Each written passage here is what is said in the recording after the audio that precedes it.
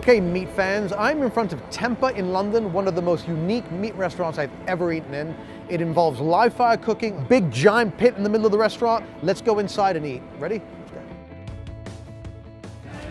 How are you, mate? Great to see you. Good. Cheers. The way we serve meat, you don't need to overeat here. We sell everything by 100 grams. It's dual purpose. We get to use the whole animal, and you get to choose how much of it you have.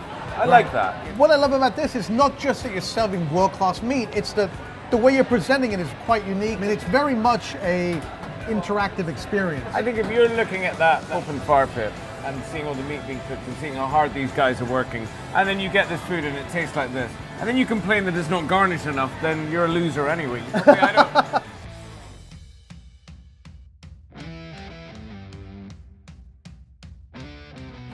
Cheers. Cheers. So Martin, tell me where you're from. I'm from Argentina. So I mean, that is obviously a culture that is profoundly knowledgeable about meat cooking.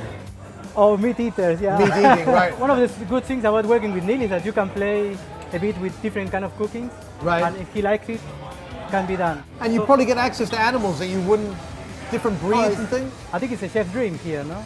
It's certainly a carnivore's dream to eat here. Yeah. So tell us what you have. So we have two ribeye from Hereford, 65 days dry aged. I have some nice flank as well. Rump of pork, cooked on the grill, very slowly. St. Louis ribs, smoked, and the teeth from the animal as well. Smoke overnight. So we have some Daphne's lamb. Daphne Tilley from Wales, she breeds some of the best lamb I've ever tasted in my life. I was just about to mention you don't cut the fat off. No, we don't cut the fat off anything. So we're sort of piling up the carnivore's dream here. We have the pork, we have the beef, we have the lamb, and the only thing that's missing is the goat. Is that going to be a kid? Is it a? It's kid goat. Yeah, beautiful. You saw it coming in. We saw one getting wheeled And that's in. that wasn't the setup. That's how we. Well, that's how we just how. I deliver. mean, if you get a delivery here, it's going to be a whole animal, Yeah. right? That's to me. That's meat. And this is When smoked. it's got chunks and it's still got a little bit fibrousness to it. Right. No Salt Bay? No. So I hope you enjoy it, guys. Thank you so Okay, much. Pleasure. I think we start with the beef. All right, so you want to try the flank first? Yeah, try the flank first. There's more beefiness to it. Oh my god, and the smoky flavor of that. You're gonna. What hits you first is that smokiness? It They lingers. don't linger. Linger, you can go and walk to, I don't know, like North London by now. Right, and it'll you're still still be gonna there. be tasting that. All right, well, I'm going right for the spinalas. Oh, it's so tender. I don't know if I want to give you any of this. Moving on, looks like we have a lovely lamb rib. So again, as you see, we keep all the fat on there. You can smell that smokiness on there too, though. Like bad lamb is better than, sometimes good pork or good beef. Because it's all grass-fed. It's all reared properly.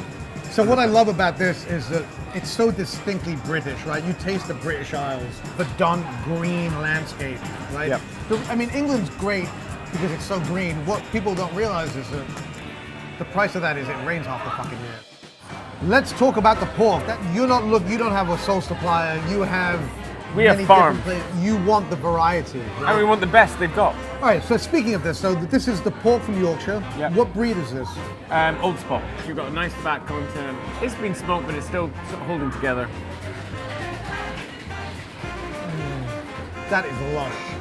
It's really good, isn't it? Look at that. There's something about pork grease, like that is, forget the Kentucky Fried Chicken. That's actually finger licking good right there. All right, let's move on. I could eat that rib all day. Rump. So this is a cut that's actually quite popular in Britain for beef, especially, right? Yeah, I mean, rump's beautiful. Yeah. Steak. That really tastes like the marriage of Southern barbecue because you have that smoke, Yep. ham because there's a gaminess to it, and then a pork chop because Yeah. it really is like it eats like a steak, right? And this was The teeth from the belly. The belly. what? The teeth from the belly. Oh. So when we're about to eat pork nipples, what you might make pastrami out of if it was beef and you were in New York. Oh yeah, that's it all. So I have to say that this pork is revelatory. Has all the hallmarks of great barbecue. You have that salty punch from the rubs and from the seasoning. You're getting a lot of those smoke flavors. But you really are tasting Britain. You're tasting the marshlands. You're tasting that winter, that wet winter leading into that vibrant, verdant spring. Pork and especially lamb, I think, are really affected by the seasons more than other animals. And you can really taste this is rejuvenation food right here. It's like the spring coming out. Goat is the most widely eaten meat on earth. It's also one of the hardiest animals. It can grow almost anywhere. Yet in the West, you know, and especially in Britain and America, I think it's kind of the forgotten meat. And a lot of love and care has been taken over it, and the flavor is beyond that, I think, of most meat. It's very gamey. It's almost a cross between, I think, mutton and pigeon. It's quite stringy, isn't it? And quite greasy, the meat. Yep. But that's not a bad thing. I mean, lamb is like that, and we love lamb. Okay, I'm going in there, Meat Show fans.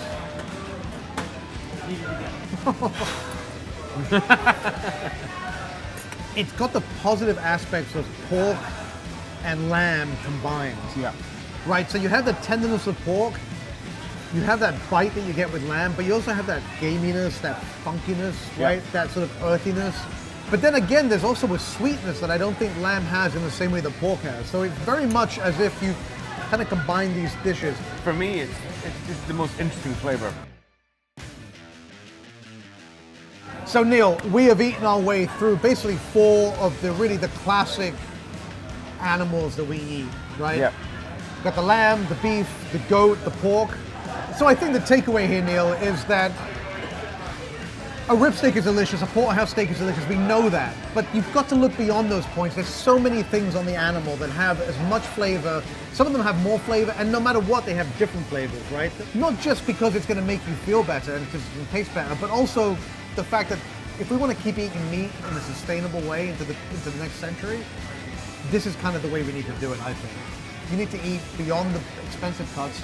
Eat the whole animal. You'll be happier for it. Tell me about the mince on toast, because that's a dish that I've been told I must try.